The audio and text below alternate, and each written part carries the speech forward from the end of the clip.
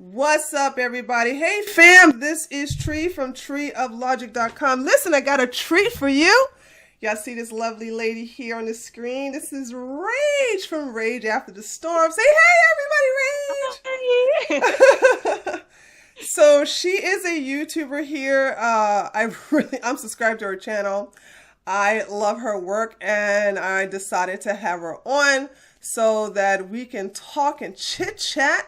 Time to have more women up on my channel that I interviewed. So I decided, since I had a good time with Blonde, let me go ahead and interview you. So, hey, Rach, how are you doing? I am good. Thank you so much for having me. How are you? I am great.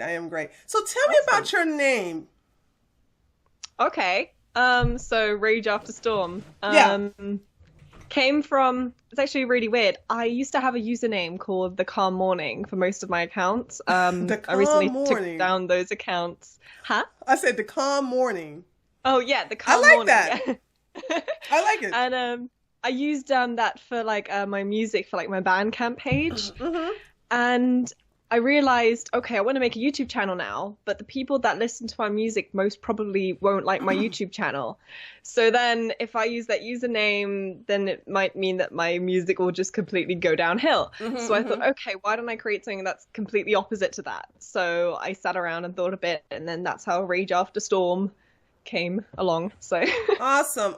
Now, what made you start a YouTube channel? I think most of it was basically the presidency, Donald Trump's presidency. Really? Yeah, because I noticed so many people sharing opinions about it, and I sat there and I thought, I want to do this. I want to talk about this. So I think it was in the running up to it, I started making videos. Okay. And yeah, it just all happened like that, and it was great. I really enjoyed it. So after my first video and after a bit of scripting and sorting things out, I thought, yeah, this is definitely what I want to do. I'm really enjoying this. Now, this is strange. Someone who lives in Europe has a passion for our president, or shall I say our president race at the time. What was the fascination? Now, I know why I was fascinated but I'm an American, so do tell, honey. The situation going on in Europe, obviously, because of the whole refugee crisis and all that other shit. I noticed that America was one of the only places that could have their head screwed on, and that could at least help Europe a tiny bit. And I was just hoping so much that he would win, just because the downfall of Europe is inevitable, but at least it could be slowed down if only he came into power. And I was, I had a huge fascination with America since I was a little kid as well. So anything politically that happens with America, I'm usually like, oh, this is cool. Well, now that it's French, because you're in Switzerland, so you're in between Merkel and Macron. Yeah. So go ahead and just relocate on over here, girl. You just come on over. Just come on over to America. Just come be an American. Okay. Oh, my sister actually lives in America right now, and she said it's the best decision that she's ever made in her life. I mean, but God, man, you guys. Well, we'll get to France and we'll get to Germany in a minute, but I'm just putting it out there because you're stuck in between two idiots. I know, it sucks. So okay, so then how was your reception? I saw a lot of I am familiar with your most recent videos. I haven't got a chance. Well, yeah, I did. I think I saw. Love all your anti-Islam videos. Mwah, love them. I love them. Okay. How was your reception when you first came out? Ooh, that was interesting. Obviously, when I first came out to doing YouTube, I didn't live in the UK. I'd moved to Switzerland at that point. So all of that basically was kind of okay, but I still did get judged by a lot of people that I still had on Facebook back home. Because my first video, I was like, oh, look, I made a YouTube video. So I did the stupid thing of posting on Facebook. I don't do that anymore. Oh, no. I keep that all separate after filtering out my friends and everything like that. But anyway, yeah, the whole take behind it was very interesting. I had one friend in Switzerland, actually. She was practically my only friend here. and she decided to stop being friends with me after I shared the video on obesity. She was just like, "You're just humiliating people. It's terrible." No, that's the funny thing. She wasn't at all. So I was just like, why is this an issue for you? And then she was just saying, "Oh, you're so horrible. I can't believe you're like that. It really hurts me." I don't know. You're not obese. How the fuck does it hurt you? Oh my God. I think it's just the naivety, like expecting everyone to be nice to everyone else on the internet. But see, that's why oh, good Lord. That's the reason why we have all these snowflakes. That's the reason why we're having this fat acceptance. And it's not fat acceptance. It's obese acceptance. There's a difference, okay? Exactly. There's a huge difference between being fat and being obese. And it's the obese, the grossly obese people who are like, fat acceptance, honey. And then they got a big reality check when their fat acceptance activist died at the age of 34 from what? A heart attack. So I'm like, that. See, but this is the thing about these people. They go around and talk about they're healthy. Yeah. And for their size. And I say, how come you all are not? You'll save their lives by telling them the truth. Yeah. You're not healthy. And you know when she did that TED Talk? Oh, let's gossip, girl. So check this out. You know she did a TED Talk, right? And Bearing did a video on it, and they try to tear TED Talks to the copyright strike again, Bearing and this and the other. Check it out. Now, when she died, guess what TED Talk did? They took down the video. They took down the video. That video is shady. Ooh, shady. That is very shady. I remember there was this other thing where she was she was sat in the audience of some sort of a talk show as well, and they were talking about obesity, and it was basically one side of the audience was full of people who were with the fat acceptance movement, and the other side of the audience were with people who were against the fat acceptance movement. So then they were talking about like how overweight people can be perfectly healthy and things like that. And then she was saying something like, "Oh, I swim like 3 kilometers a day or something," and I was like, and this is really. And here's the thing. I do surround myself with my friends who are assholes. And let me tell you what I mean by that. They don't have a filter. If there was one time, I think it was back in 2012, I gained weight. You know, I was in a relationship. I was about to get married, this, that, and the other. And by the way, I ate a plant-based diet, and I start eating chicken. By the way, the whole thing about black folks and chicken is so true. I don't eat chicken, but goddamn it, I love it. I love chicken. I miss chicken. I don't eat chicken, but I started eating chicken and I think cheese again, and I gained about 80 pounds. So when I came home and one of my friends picked me up, they looked at me at the airport and they looked at me up and down with this look like disgust, and they go, girl, you sure eating good, a little too good, don't you? I said, yeah, I know I'm fat. They're like, fat? And they started laughing. I felt like shit, but guess what? I went and I started getting my act together, and I went back to, eating a plant-based diet. I'm the kind of person who I don't do well on meat, and so the plant-based diet is the only thing that can keep me healthy and keep me in shape. Yeah. And I went back, but see, had they not been, and they all gave me shit. All of my friends kept joking about me being 80 pounds overweight, and so it was like, and I got thick skin growing up in the hood. We used to play the dozen, so I got thick skin anyway. So calling me names and calling me out and telling me the truth about myself, I'm okay with it. And see, and I think this is what's wrong in today, and tell me if you agree or not, where we are now sparing people's feelings instead of telling them truth, which will spare their life.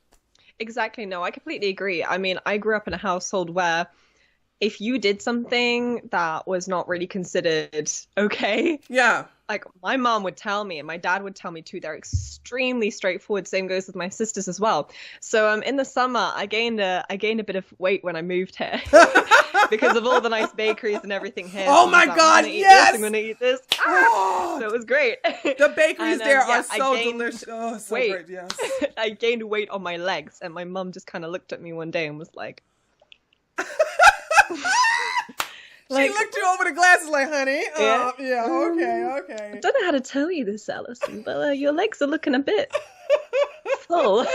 And then I looked at her like, why didn't you tell me this earlier? And she said, what would have happened if I would have told you this like earlier, straightforward? So then after that, I was like, shit, okay, yeah. I need to start losing weight. So instantly got a gym membership, and I started going to the gym and stuff. And my mum's just like, if I hadn't have told you. But I was kind of noticing it myself. But I don't know, like when you look at your thighs from like this level, they look slightly bigger than you want them to look anyway. So I was like, it's okay. It's, anything to avoid going for a run. Yeah. Basically. Now, let me ask you something about your friend. Which was she's a lefty or a righty? You know what? Funny thing is, she came from Venezuela. And you know that Venezuela is currently under like a huge yeah, it's like a huge dictatorship going on, and she just about escaped the country before the whole shit started going down.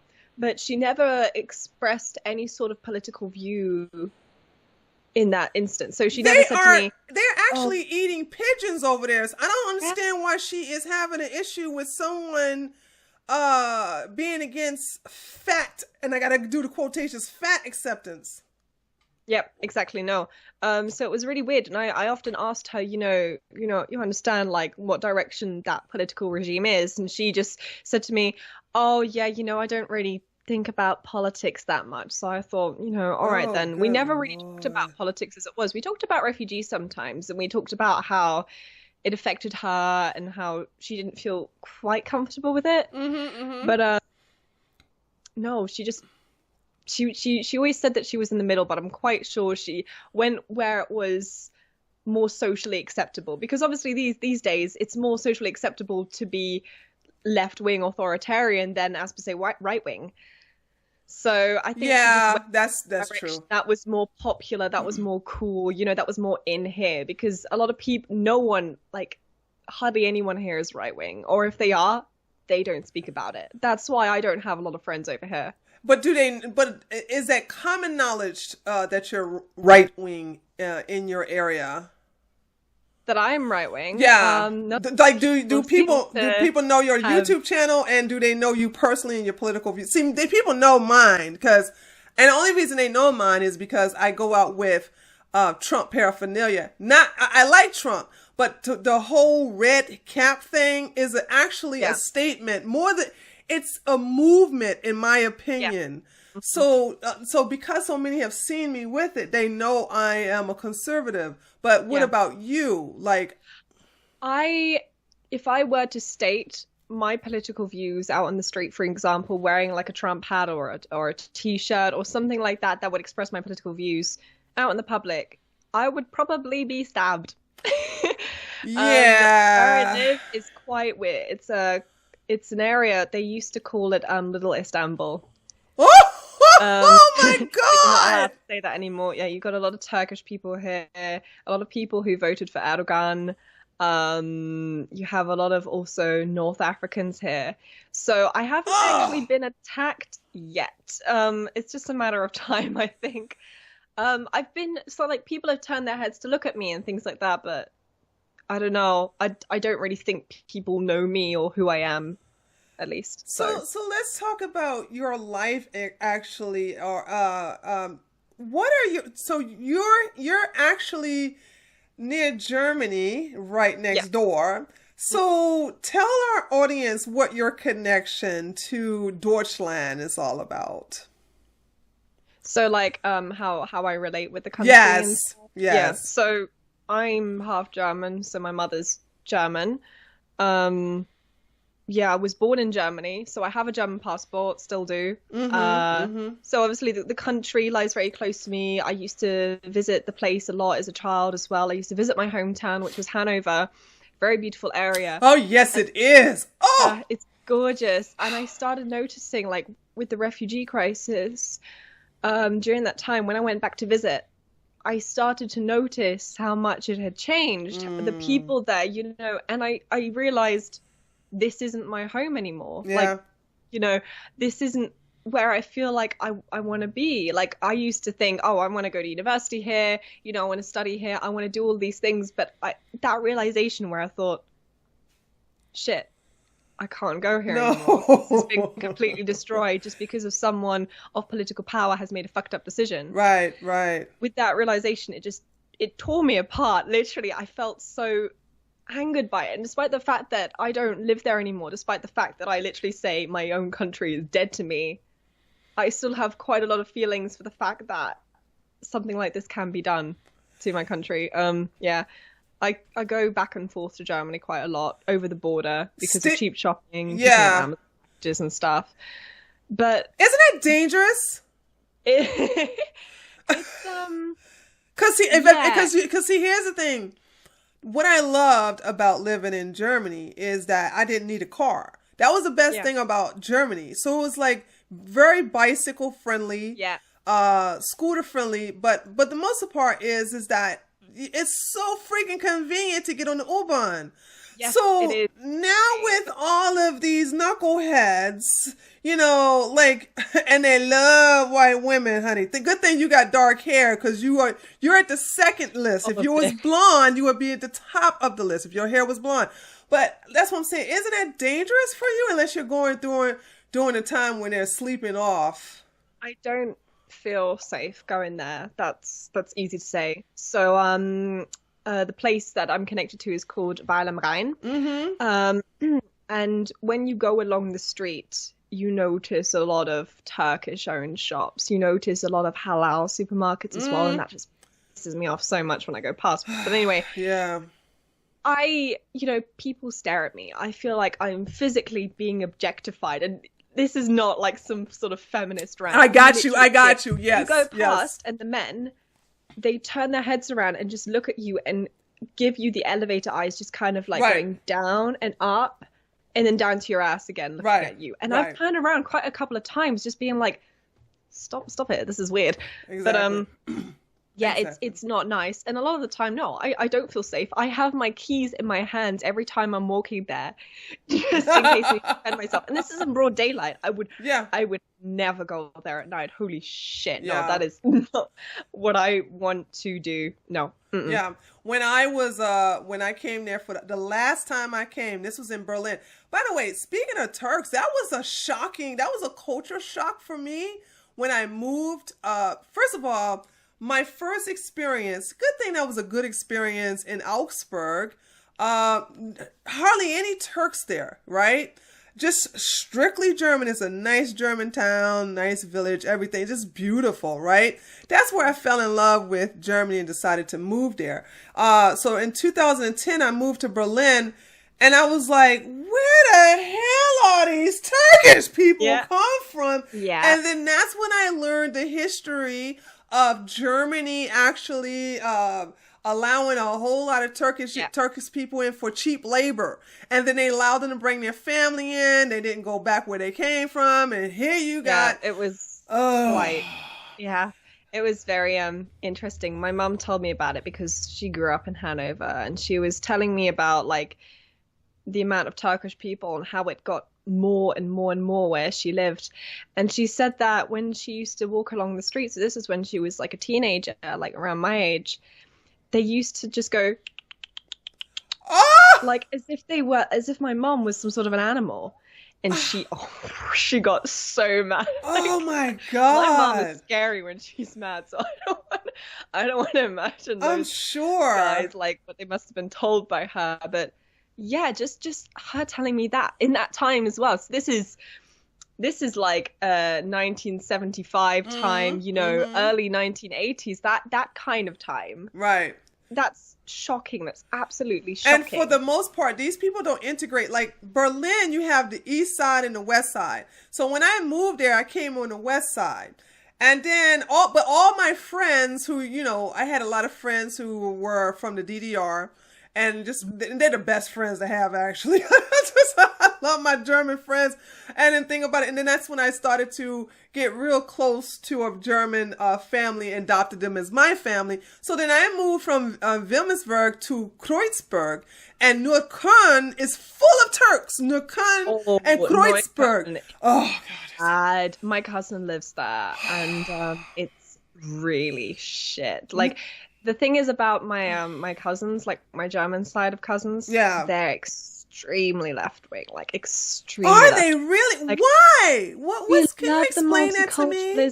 Well, think about it this way: like, if you were to have any other sort of political view in Germany at this time, you go to jail and you get fined, you lose your job, get, like murdered and stuff like that. So I have a feeling they're just kind of lying to themselves for it. But also, so my aunt, their mother, she was extremely left wing, up to the point where she wouldn't buy her kids, like my cousin, she wouldn't buy her Barbie dolls or anything like that because of, sexualization and gender roles and stuff like that.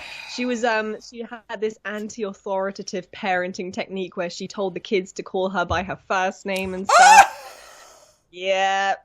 She was an oh my God! Crazy, yeah. Yeah, so I think they still have that kind of mindset, like, oh, can't offend anybody, you know.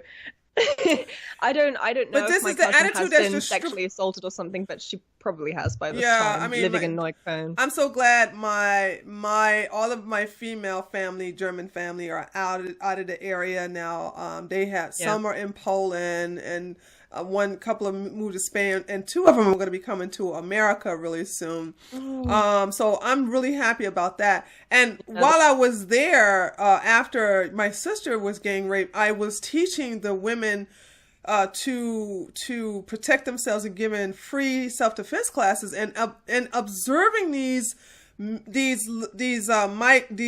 I can't call them refugees. I just can't, because they're not. I'm gonna just call them financial migrants. I really want to call them a name that I'm known to call on Twitter, but I don't want to get a copyright strike here on YouTube for using such language, because it'll be considered hate speech if I call them what I really want to call them. But the financial migrants, I observed them, and I observed how they looked at women, but I also observed how they were able to accost women, how they were able to attack women. And so when you say the way they looked at you, I think that's an understatement. I think people really need to see how these savages really look at sexually.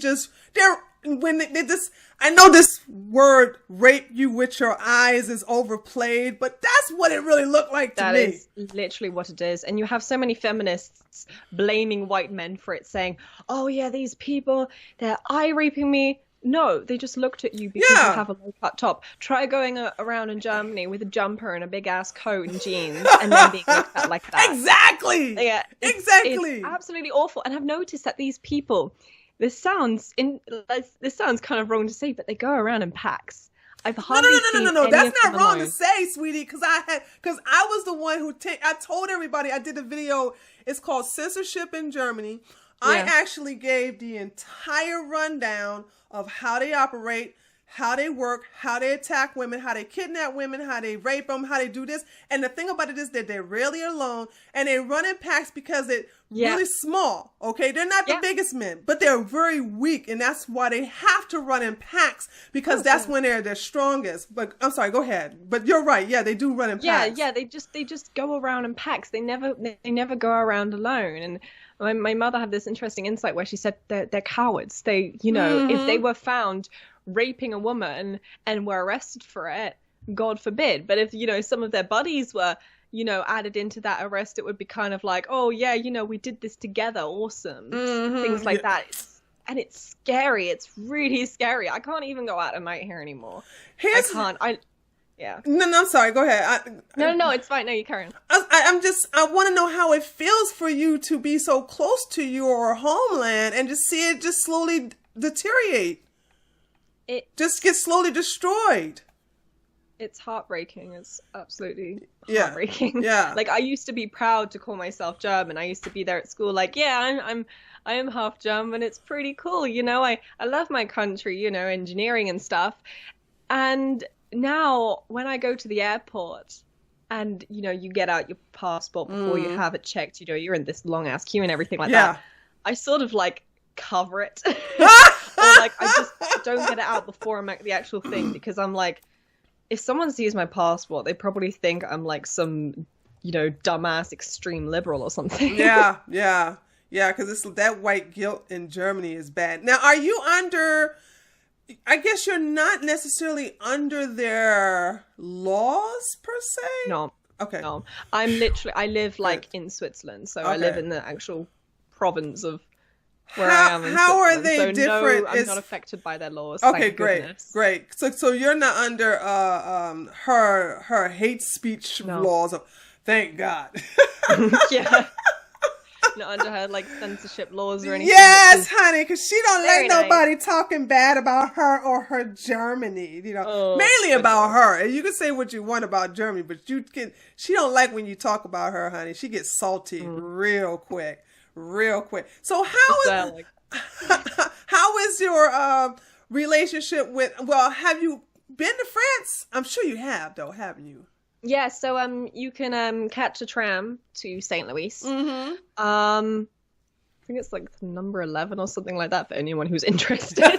Well, tell Americans what a tram is, because I don't think they know. Oh, a tram. Well, you have them in like Birmingham and stuff like that, and Manchester. Yeah, basically like imagine a train on like a city street, but you don't have train tracks and it stops between stations. I can't explain it any other way. I can translate that. That's like American Express. That's like Amtrak here in America. That's our number one train actually, is Amtrak.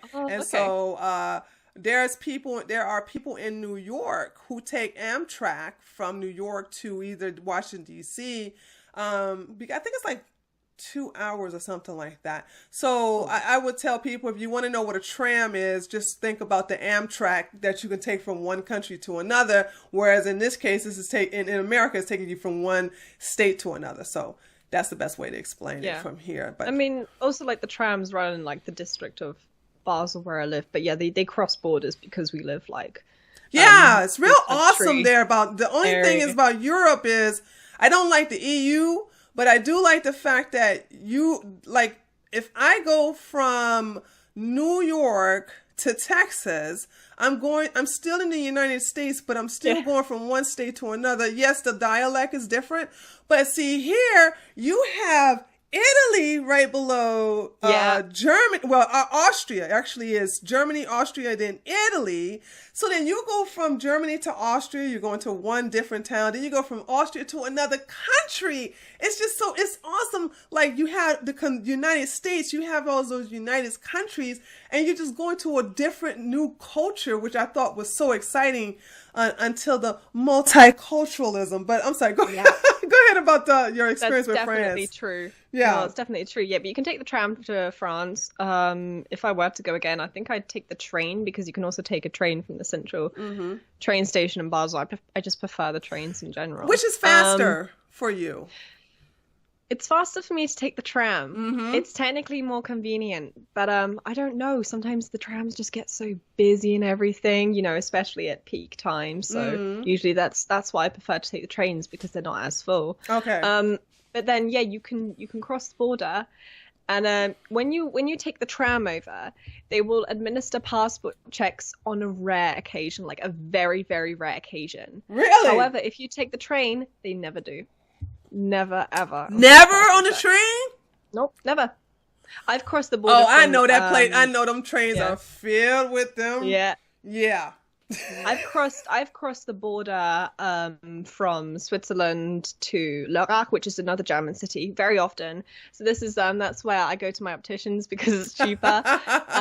And no passport checks are ever enforced. And the time that it concerned me the most actually was when I was in the train and had like a couple stops left to go to Lörrach, and within the second to last stop or something like that, a group of like North African looking men jumped in. Pretty sure they were migrants or whatever, but I was just like, you know, whatever, I don't really care. Right. So I went in the tram, and I thought they probably just want to do their own thing. I'm just going to ignore it. You know, there's no time for me to get angry about this.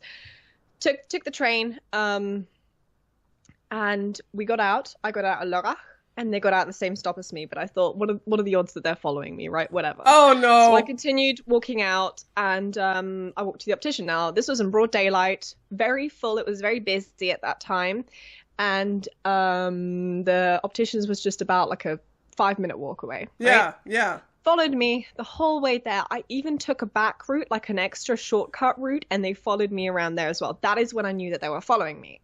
I wasn't exactly scared because it was broad daylight. What's the most that they can do, right? So went in the optician's, tried to get it off my head. Now the optician's has 2 floors, and there's a window at the 2nd floor. So after the optician got me in her office and stuff, this was on the top floor. She asked me to sit down, and then they were checking my eyes, and she had to just quickly talk to her colleague. And I looked out the window, and they were still waiting for me. Are you serious? They were stood outside, and this was like half an hour later, and I was stood there like, oh my God. God, I hate to hear this. So at that point in time, I said to the optician, like, these guys, they followed me from the train, and they're waiting outside here. So she said, okay, wait until you need to go out, and if they're still there, we'll try to do something about it. So I said, okay. Because my eyes are so fucked up and they had to do like an extra interesting eye test with me, the whole procedure took about 3 hours. Oh, wow. No, they didn't stay that long. 3 hours to sexually assault someone. So by the time I was outside, they had gone. But the whole way, like when I was walking back to the train, I was shitting myself. I was just there like, oh. But you know what? Imagine how many other women actually have to go through this. We're talking about thousands of women. And now it's gotten to the point where German women are like, okay, I can't, let me just go ahead and just, you know, befriend one or get one as a mate. They just sleep with the enemy. So they're just, since I can't beat them, join them or whatever. They can't fight against them because the judicial system in Germany won't prosecute them severely, if at all, if they do sexually violate women and or children. So it's like they're kind of surrendering by basically mating up with these people. Yeah, that's basically what's happening. I used to watch like a German soap with my mum. It's called Gute Zeiten and Schlechte Zeiten. And, like last year or something like that, and we used to watch it whenever we had. I know exactly what you're talking about. That's what I'm laughing at. Yes. Yep, and we used to watch it like whilst we had dinner and stuff because my dad was on business corny. trip. I don't know how you watched that, man. Yeah, we were just there like, oh my God, what's happening with these two people? Anyway, one of the girls in the show, her name was Lily. She got with a migrant. She got with a refugee. Oh, and no! To send him back in the show, and during the show they were like, oh no, we can't do that. So they were trying to like allow this refugee to stay in the country, and then in the end like they got engaged or some shit like that. And I was just there, and my mom and I just looked at each other like, wait a minute, I'm done. I'm so weird. Done. Oh my God. Oh my God. Yeah. And then what the show got so, it was so centered to, you know, making sure that we help people, we help refugees, these poor people who escape from war-torn countries. It got to that bit where my mum and I were just like, no, we're not watching this shit anymore. Wow. Wow. Oh my God. Have you ever been to America? I have, yeah. My sister lives in Seattle, so like a very liberal part of America. Oh God, yes. Yeah, and you notice it. You do notice it because they like to increase like when you have a car, you have to pay like something called road tax, don't you? I don't know. See, I don't know anything about. I know how liberal Seattle is. I keep my ass out of Seattle, but the the thing about it is you're talking. I don't know if you're talking about toll booths or something like that. So if you want to drive on like this side of the motorway, you have to pay like loads. Okay, those are tolls. Yeah, the tolls. Yeah, like that. Mm-hmm. And so basically, they wanted to make like a sky rail or something on the side. And because they wanted to do that, to make it greener and everything, the people who drove cars had to have their road, like they're just paying for your car. It was increased to an incredible amount just because they that. And my sister, she got so mad because she was like, I drive my car every day to fucking work. I'm not going to use this fucking Skyrail, and I have to pay for this. Can they not just take it out of my taxes? Get out of Seattle, man! Yeah, Get out of incredibly. Seattle. They like to make everything nicely green. The only like one of the good things about it is obviously the legalized marijuana there, which that's why everybody's going over there. Benefit in. Yeah, exactly. But she doesn't want to live there for a long time. But she doesn't want to live there in the future. So weed is so overrated. It's so overrated. I don't. I mean, I'm not against people smoking it, but I'm like, it's from somebody who tried it twice, way back when I was in college. I was like, everybody's losing their shit over this. I'm like, it's doing nothing but making me paranoid, and then I binge eat. I binge on junk food. How is this a thing? That is literally me. In Switzerland over here, the laws with marijuana are, it's you can consume it. You can basically the areas of Switzerland are split up in things called cantons. Mm-hmm. So canton has a specific law, so kind of like states and stuff. So the one where I live in it's very liberal, Basel, and what they do is they allow you to grow up to 3 plants, and they allow you to carry weed as long as it's not over a certain amount. So you won't be like, your weed won't be confiscated or anything if someone finds that you've been smoking it. The only time you get penalized for it is if you're dealing it. So you can grow weed in your house? Yeah. I haven't done it because I've heard that the process is extremely difficult, but getting it here is so easy. It's ridiculous. And the funny thing is, you buy it. I live next to like a river called the Rhine, which is like a river that runs through Basel. Yeah. I buy it off the Jamaican guy. Yeah, so you just kind of go there like, hi, can I like buy some? Yeah, man, what do you want? Yeah, and then it just happens, and everyone sees that you're doing it, and they know what you're doing, but they just don't say anything. They're like, well, just let them get along with their day. Cops walking by won't give two flying shit, so I'll just be like, I'll do it at home anyway.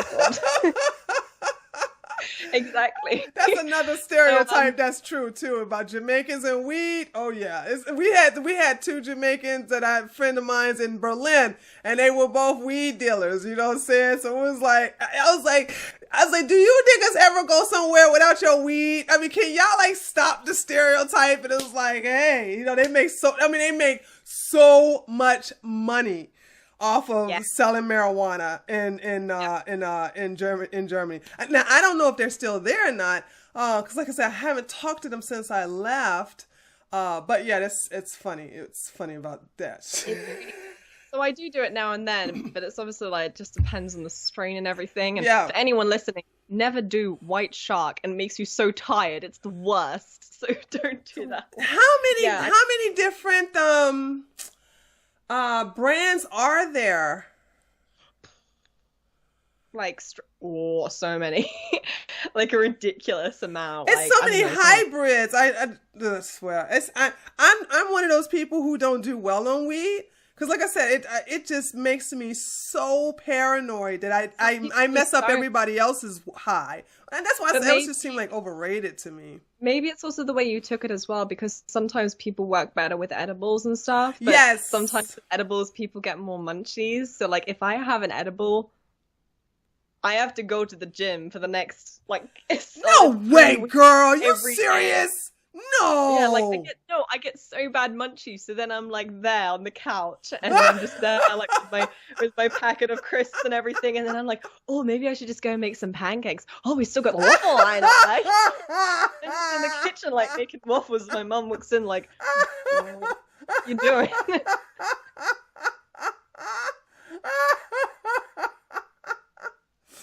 Oh my God. That's so funny. The one thing I can say is that the smoke from marijuana doesn't, I have smoke-induced asthma. That's another reason why I don't miss about Europe is that so many people smoke, but marijuana smoke doesn't. I wonder. I wish I could talk to somebody who's knowledgeable about that. It doesn't trigger my asthma. You know what I'm saying? Does it not? No. That's interesting. Yeah, I can walk by somebody smoking weed. Of course, it's a very distinctive smell. But if when it comes to cigarette, as soon as I smell that nicotine, I immediately go someplace else, or I get my inhaler because I'm like, here it comes.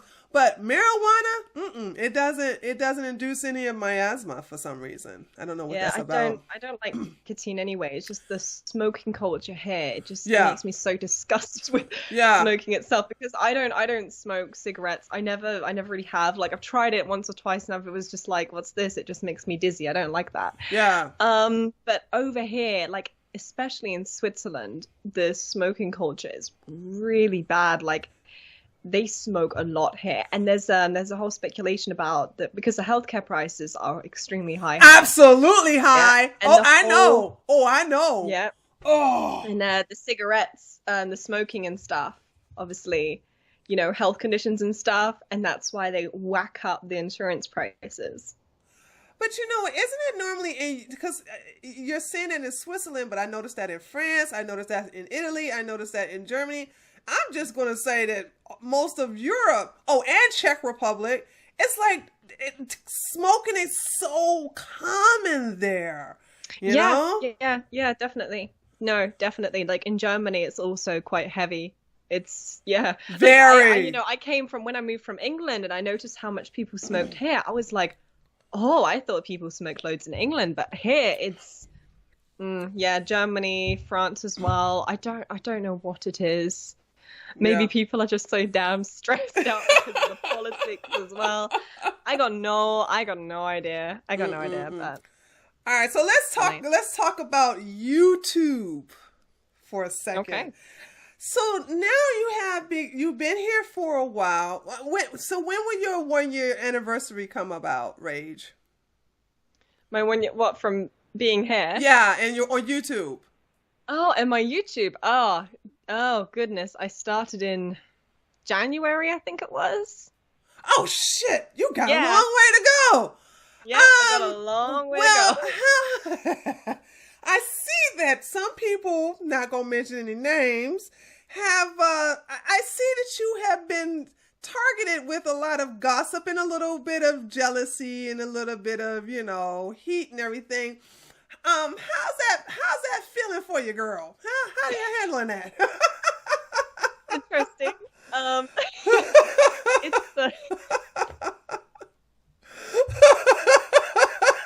Everybody knows.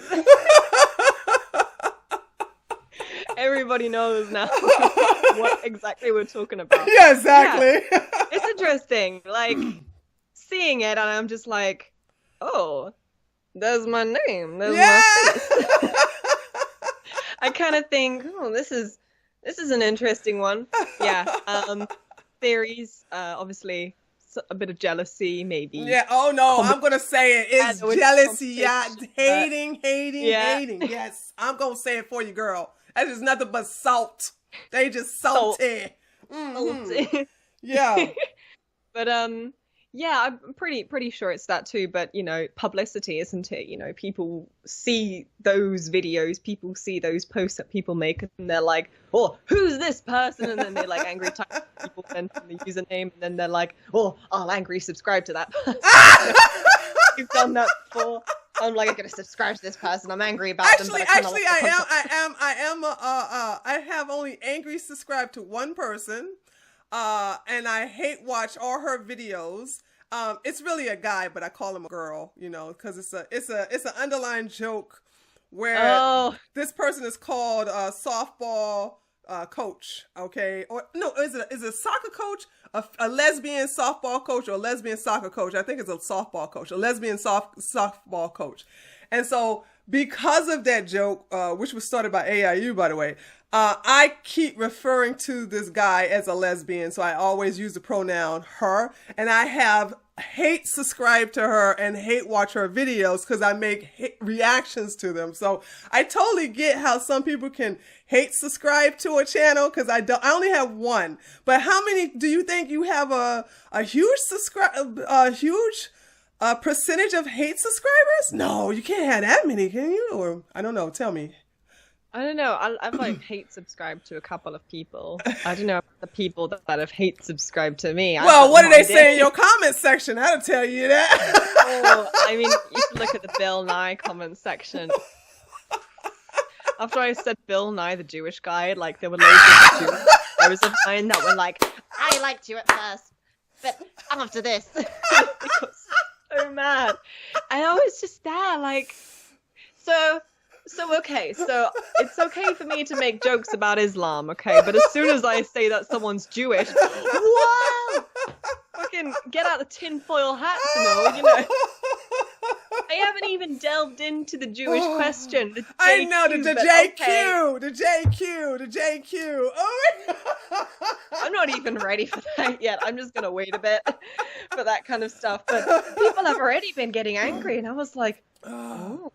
You know, like I've had Paul have made like a couple of threads about me before I've as seen well. some, because I'm going to tell you how I said, because this was so shocking. After I had subscribed to your channel, I had to go to Poll to look at, because those guys, man, they are nothing. Oh my God, they are nothing to play with. I love the way they do their investigation work. And so I went there to Poll to look and see what was the update on the teacher who hit this guy with the padlock. You know who I'm talking about? Oh my goodness. Yeah. And so they did such a good investigation work actually finding, he's a member of Antifa, and they were able to... No, protested, right? I just thought you meant like a normal teacher hitting a student. Right. So not only did they find out his identity, but they found some other identities just by looking at their eyes. And because I guess it gets too hot and some of these Antifa members have to take off their glasses. And so I'm just looking like, God damn, man, these weaponized autism is nothing to fuck with. And so I'm just reading their stuff. And then I saw your picture, right? I was like, that's rage. What they said about rage. I say, wow, you hit the big time when fucking Paul and stuff. Now, of course, you had your haters, but you had some lovers too. You know, it's a mixed bag. Yeah. Paul gonna give you a lot of hate, and they gonna give you some love. But the fact is, they talking about you, and that's all that matters. So how did you find out about that? Well, about Paul, yeah. Someone actually messaged me on Facebook. Someone was just like, oh yeah, Paul made a thread about you. And at the time, this is like one of the first threads they've made about me. And at the time, I was fairly new to how Paul was. And I didn't, they were like pretty bad. So I looked at the thread and I was like, yeah, I'm going to go comment on this. No way! Yeah, I was like, oh yeah, let's see here. I did the, you know, because I had no idea. I was just, you know, I'm new in the rice fields here, you know, this is So, and then someone was just like, I'm gonna dox you, and I lost my shit. I was like messaging my boyfriend like, someone's gonna dox me! Help, what do I do? And then, like, I remember he messaged me in the morning like, yeah, no, don't worry about it. And then my dad was like frantically setting up a VPN at like 3 o'clock in the morning, like, we must stop this from happening. And I was like, and I even posted a tweet about it saying, should I take a poll doc seriously? That's a yes and a no, but I mean, looked at that, like, yeah, it just depends. No, seriously, that's a good question, because, you know, it just depends on, you know, if it's them collectively, abso-fucking-lutely. But, you know, you're gonna have one out of the bunch that's gonna be like, yeah, I'm gonna dox you, we get your ass, and this, that, the other. It's just it's a scare tactic. But oh my God, you have some huge ovaries to actually go over there and actually post on their thread and say, hi, it's me. Like, what the hell? Well, I didn't like make a post. I just kind of commented on it, but still, I was like, "Oh shit, I underestimated this one." God. And then, like, I kind of stayed away from like commenting. I just observed, and then there That's were all people you do. commenting in my name. No! I was like, "Can you not?" And I was so tempted to comment like, "Can you please not do that?" And I was like, "People know this is me." And then there was one person who was like, "You're not the real Rage," and I was like, thank God. Yeah. Thanks for doing that, son. Yeah. When it comes to poll, I'm just an observer. I'm just there to get some information on the things that they do. Because for the most part, they're on our side. They're on the right side, okay? And I like how they are actually identifying a lot of these lefties who are doing these violent things to shut us up, to take away our free speech. And to me, now correct me if I'm wrong, let me know what your opinion about this is. To me, Poe is doing what the left thought that Anonymous was supposed to do. Yes.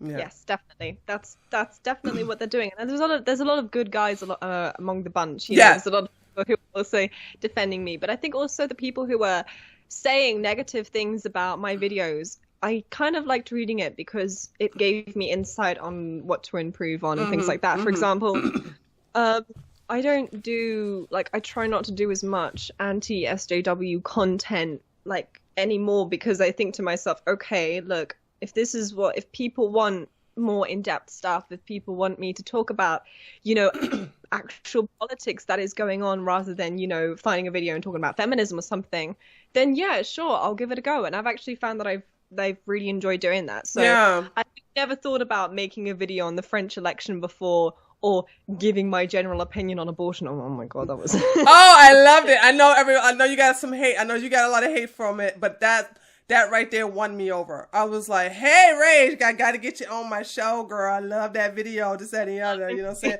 Because you know what? That took ovaries for you to do that, to actually go out there and make that video and say, this is my stance on abortion. I mean, for anyone who's a conservative, that's something I'm not going to do. I'm just going to let you know, you have more guts than I do as far as that. So kudos to you. And I have so much respect for you doing that, really. Thank you. I really do. I really have so much respect. Because that shows a little cowardness on my end when it comes. People know my views as far as abortion, because I shared a story where I told on a live stream where I thought I was pregnant. We used protection, the condom burst. I thought I was pregnant. Went to one of the little free clinics just to get tested. It was a false positive, and the first thing I knew I was going to do was get an abortion. I was a hardcore Christian back then, and I said, you know what?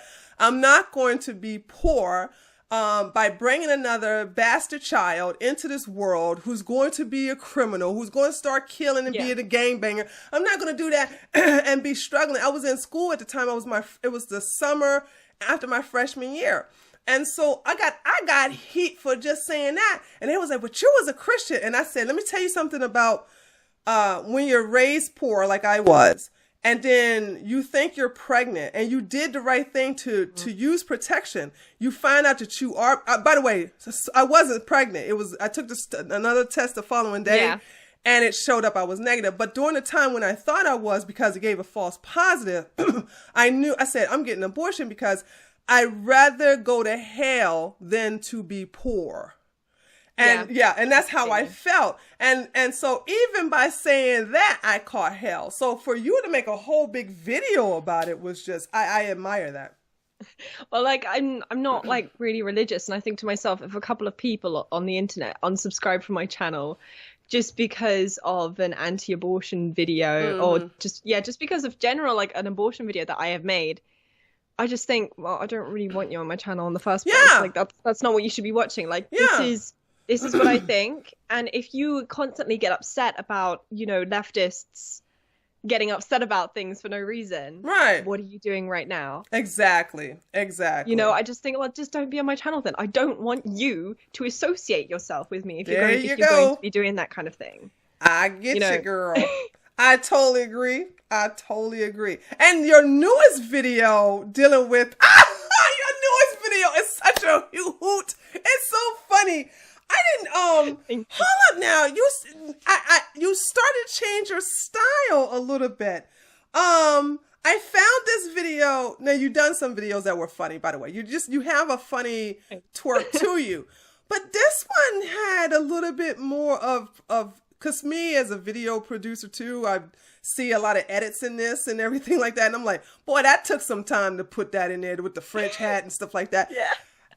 And so you're experimenting with some things now, or you starting Yeah, like I obviously I still use the same program, and it's like some free program I got off the web and stuff. But yeah, it's great. I used it like from the exact start, and now I love it so much. I probably would refuse to use anything else. I probably would, try something else out in the future, but anyway, but yeah, I've just started experimenting around with stuff. I'm like, oh, I can use a filter on this thing. Oh, I can make this little hat jingle around with where I'm moving.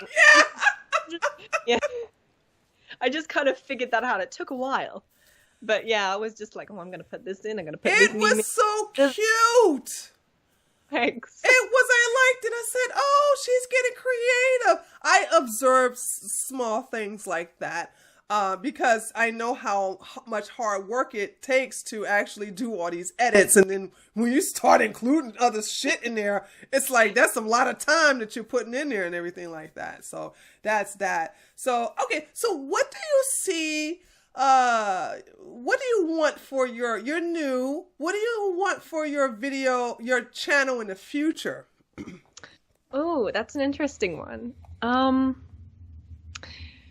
Yeah, this is a difficult decision for me to make because obviously I don't know if I could do this full time. Like obviously I would like to, but political climates do change. Once that stops happening, so once the scene that we all address ourselves with, once that kind of starts going like a bit mellow, revenue will come down, Patreon donations will go down. That's inevitable after time. So I think to myself, okay, well, I'm going to be going to school. I'm going to do an apprenticeship in engineering. So if I can just get through that and still be able to do my videos, that would be absolutely amazing. That would be absolutely amazing. And then if the YouTube channel became like a full-time thing after my apprenticeship, so after 4 years, that would just be perfect. That would be perfect because then at least I have my qualifications. So when the decline in views starts happening, I can just go ahead and get a job. I would like it to, gain more subscribers, obviously, and I would, like to have, I'm obviously investing in like new tools and new equipment to make my videos better and to make it like easier to record. So in June, I'm gonna buy myself a new SD card finally because what I do is it has so little storage. Wait, how much has it got on it? 4 gigabyte. Oh, what? Oh, bless your heart, girl. I'll buy you a 10 gig for nothing. Let me help you get what? Oh my goodness. I was just, so what I have to do is halfway through the video recording, I have to like pop it out the camera, make sure to keep the camera in the same position, stick it in my PC, transfer it to the memory stick. I don't know why I didn't invest in it earlier. I just stood there like, what the fuck? But you have a DSLR, right? Yeah. Okay. Yeah. Okay, so let me ask you this. Well, what if, playing a what if game here, what if your YouTube channel gets so big and that the Patreon, okay, we can just forget about the ad revenue, correct, at the moment. I mean, unless YouTube, unless the government steps in, which even though I the way I hate what YouTube is doing to me personally, I don't want the government to be involved, so that's just asking for trouble. Because they are actually taking this bias in order to promote YouTube, TV, this, that, and the other. But let's say, for instance, they get over it. They realize, okay, let's be fair. Let's let these creators who have these quote unquote controversial channels. If there's advertisers who want to advertise on their channel, we'll let them get some ad revenue. So then your ad revenue starts to skyrocket, go sky high. And then your Patreon is beginning to fill up. Would you be pressured to choose between that and school? Or do you think that, well, this is uncertain. This is not something I have any control over. And you would not sacrifice your schooling for YouTube. Tell me what you're going to be doing in a scenario like that. I would definitely still continue my schooling, because obviously this isn't permanent. This is the thing, that there's always a chance that something could go completely tits up. You know, there's a chance that my apprenticeship could find my YouTube channel and they'll be like, oh yeah, you know, what the hell is this? And obviously because the company have hired me to do this, it will look bad on the company at the same time. But I don't like thinking about that very much, because obviously my options would be very narrow by then. You know, I still haven't decided whether it would be a situation where I'd have to shut down my YouTube channel or continue the apprenticeship. And at the same, I hope you never have to shut down your channel, girl. I hope not. I hope so much. Like, I'm begging that they won't find it.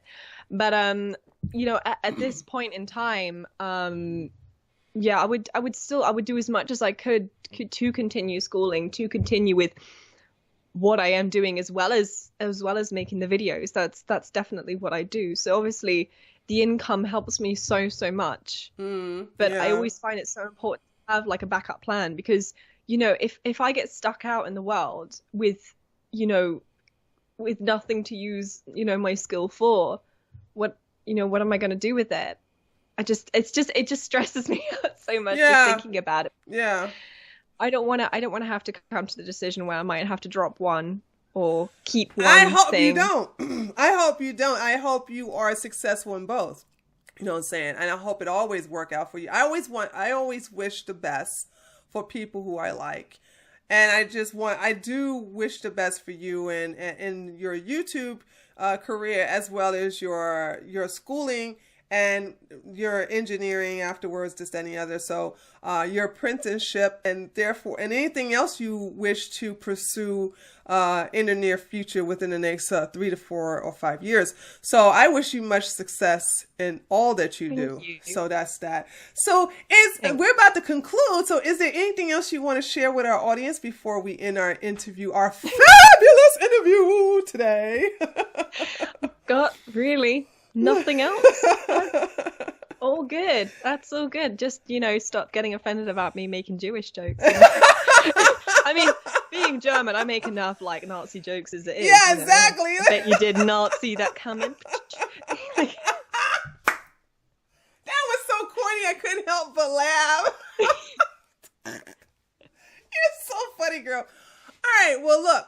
I got your Twitter handle, your YouTube channel on link on the screen. I'm also gonna have it in the description box. You guys go ahead and join her, subscribe to her channel, and that's Rage After the Storm.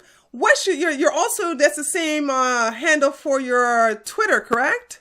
Yeah, so just Rage After Storm. That's basically everything that I have.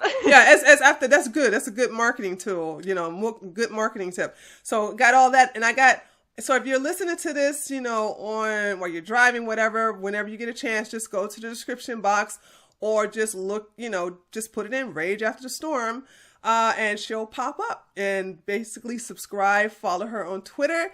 And be sure to just support her, because she is awesome. Check out her videos. I love them. You're going to love them too. All right? Thank you so much. So thanks again for doing this interview with me. Stay on afterwards. Want to chit chat with you afterwards. Okay. And we'll talk to you. We'll talk to you soon. So talk to you all later. Taters. Bye.